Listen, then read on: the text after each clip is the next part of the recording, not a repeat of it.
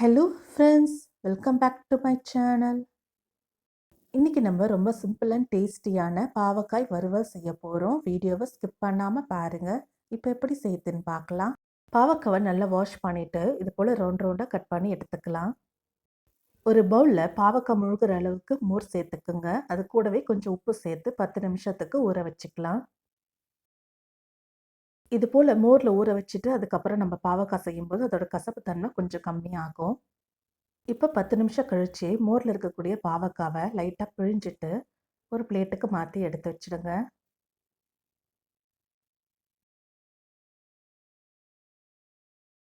இப்போ ஸ்டவ்வில் ஒரு கடாய் வச்சு சூடு பண்ணிக்கலாம். கடாய் நல்லா சூடானதும் 4 டேபிள் ஸ்பூன் எண்ணெய் சேர்த்துக்கலாம். எண்ணெய் நல்லா காஞ்சதும் பாவக்காய் ஸ்லைசஸை ஒன்று ஒன்றா எடுத்து எண்ணெயில் சேர்த்துக்கலாம். நான் இன்றைக்கி ஷாலோ ஃப்ரை தான் பண்ணுறேன். ரொம்ப எண்ணெய் சேர்த்துக்கல. இப்போது ஒரு பக்கம் நல்லா குக் ஆனதும் இன்னொரு பக்கமாக திருப்பி போடலாம். பாவக்காவோட நிறம் மாறுற வரைக்கும் நல்லா குக் ஆகட்டும். பாவக்காய் நல்லா ஃப்ரை ஆனதும் எண்ணெயை வடிச்சிட்டு ஒரு பிளேட்டுக்கு மாற்றிக்கலாம். இதே போல் மற்ற பாவக்காவையும் பொரிச்சு எடுத்துக்கலாம். இப்போ அதே எண்ணெயில் 1/4 ஸ்பூன் கடுகு சேர்த்துக்கலாம். கடுகு நல்லா பொரியட்டும்.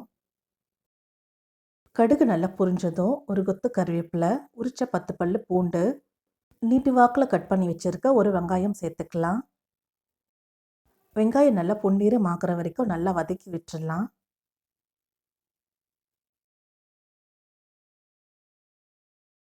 வெங்காயம் நல்லா பொன்னிறம் ஆனதும் நம்ம வறுத்து வச்சுருக்க பாவக்காவை இதோடு சேர்த்துக்கலாம். இது எல்லாத்தையும் ஒன்று சேர நல்லா கலந்து விட்டுடலாம். இப்போ இது கூட 1/4 ஸ்பூன் மஞ்சள் தூள், 1/4 ஸ்பூன் பெருங்காயத்தூள், 1 டேபிள் ஸ்பூன் மிளகாய்த்தூள் சேர்த்துக்கலாம். இப்போ தேவையான அளவு உப்பு சேர்த்துக்கலாம். இது எல்லாத்தையும் நல்லா கலந்து விட்டுடலாம். இப்போ ஸ்டவ்வை மீடியம் ஃப்ளேமில் வச்சு 2 நிமிஷத்துக்கு பாவக்காவை நல்லா வதக்கி விட்டுடலாம். இது போல் பாவக்காய் நல்லா சுருண்டு வரும்போது ஸ்டவ் ஆஃப் பண்ணிடலாம். அவ்வளவுதான், ரொம்ப சிம்பிள் அண்ட் டேஸ்டியான பாவக்காய் வறுவல் ரெடி ஆயிடுச்சு. இது போல் செஞ்சு பாருங்கள், கசப்பு அந்த அளவுக்கு தெரியாது. இந்த பாவக்காய் வறுவலை சாம்பார் சாதம், தயிர் சாதத்தோடலாம் சாப்பிடுங்க, ரொம்ப சூப்பராக இருக்கும். இந்த ரெசிபி உங்களுக்கு பிடிச்சிருந்தா லைக் பண்ணுங்கள், ஷேர் பண்ணுங்கள், கமெண்ட் பண்ணுங்கள்.